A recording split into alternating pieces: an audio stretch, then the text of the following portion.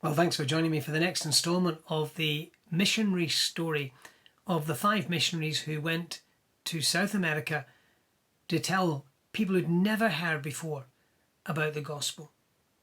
Deep in the heart of eastern Ecuador rainforest, there lived a tribe of ruthless, brutal killers. They called themselves the Weodani. Everyone else knew them as the Orcas, which really meant naked savages. Members of this tribe lived in fear of people outside of their tribe. They believed that all foreigners were cannibals who ate people. But there was great fear within their tribe as well, because they were well known for killing each other. One family was attacked one day, and a father and all the family members apart from one girl and 2 of her friends were killed. This girl was called Deyuma, and she fled, and she managed to reach another tribe called the Quechua Indians, and there she discovered they were friendly, and she met a girl called Rachel Saint. Now, you may remember last time we talked, we spoke about Nate Saint. This was his sister Rachel, who was a language translator in the area.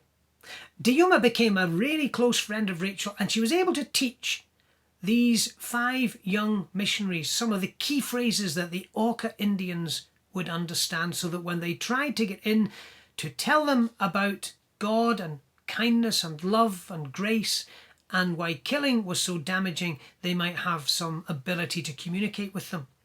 In 1952, Jim and Pete sailed to Quito in Ecuador to begin work as missionaries. They arrived at the port and then flew to the next location for Spanish classes.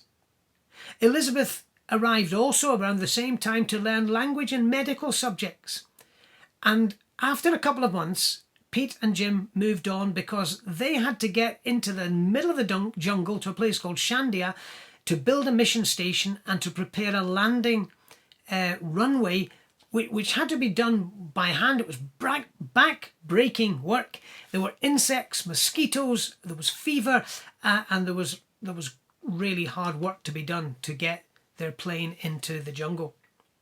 Both Jim and Pete had been trained in giving medicine, and they helped patients every day, and they tried to deliver medicine and help people, but it wasn't all hard work. Pete taught the children how to play volleyball, and Jim took time to sit and reflect upon life and why they were there. And that was the stage at which he wrote in his journal those famous words, "He is no fool who gives what he cannot keep to gain what he cannot lose." The next season in Shandia village was the rainy season, but it started with a massive storm in this particular year. Several massive landslides took place and wrecked the village completely. The river burst its banks, and the river poured down out of the forest above, and the rain poured down out of the forest above, and the river surged over its banks, and nearly everything was destroyed. Ed and Marilu, another of the couples, were due to move there 2 weeks later, and they sent their possessions on in advance, but so much devastation. And Pete and Jim spent time searching the area for possessions to save for people and to help them. Jim and Pete and Ed then decided they had to move on, so they moved and went along the Bobonaza River to build a new mission station. So they're trying to plot their progress into the jungle so they could reach these people. They met a man called Atanasio. This man had 15 children. He invited them to live there. I'm going to struggle with the name of this place, but I think it's Puyuponga. And another door was opened. And Jim felt this was really of God, because his wife Elizabeth, well, she wasn't his wife at this stage, but they were engaged, but Elizabeth would be able to teach these children. So Jim thought the timing was right, and they married a few weeks later on the 8th of October. He was 26. It was 1953.